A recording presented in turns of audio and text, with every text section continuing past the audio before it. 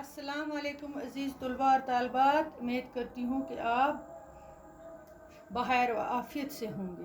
प्यारे बच्चों, तो आज हम पढ़ेंगे ओलंपिक खेल के बारे में हिस्सा 4।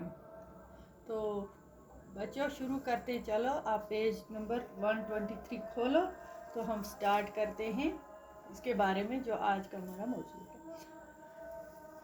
तो बच्चों, मैंने आपको पिछले सबक में ये पढ़ा था, हमने ओलंपिक खेल के बारे में जो कल पढ़ा था वो था कि ये खेल 1894 में बंद हुआ और 1896 में फिर से शुरू हुए।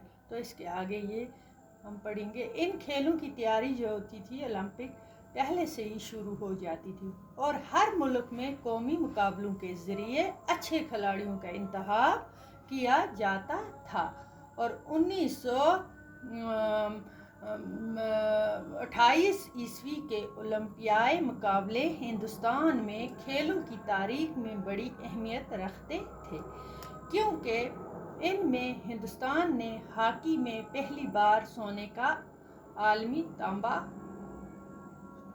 हासिल किया था। दूसरी जंग अजीम जब थी तो में फिर ये खेल न हो सके, लेकिन जंग ख़त्म होने के बाद 1948 ईस्वी में लंदन में ओलंपियाई मुकाबले हुए, जिनमें 122 मुल्कों के 10,000 खिलाड़ियों ने हिस्सा लिया।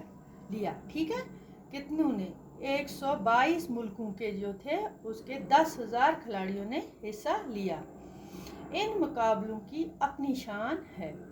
ओलंपिक खेल शुरू होने से पहले जब खिलाड़ी कदम से कदम मिलाकर स्टेडियम में चलते हैं तो सबसे आगे यूनान के खिलाड़ी होते हैं।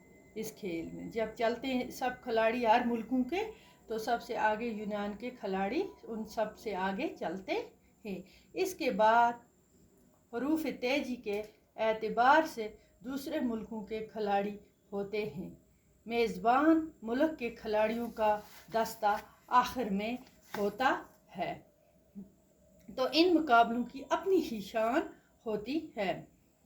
इस मौके पर बेशुमार कबूतर छोड़े जाते हैं। इतनी खुशी उस वक्त जब शुरू होता है तो कबूतर छोड़ते हैं और फिर सबकी नज़रें उन खिलाड़ियों पर पड़ती हैं जो ओलंपिक की मशाल लेकर स्टेडियम में दाखिल होता है।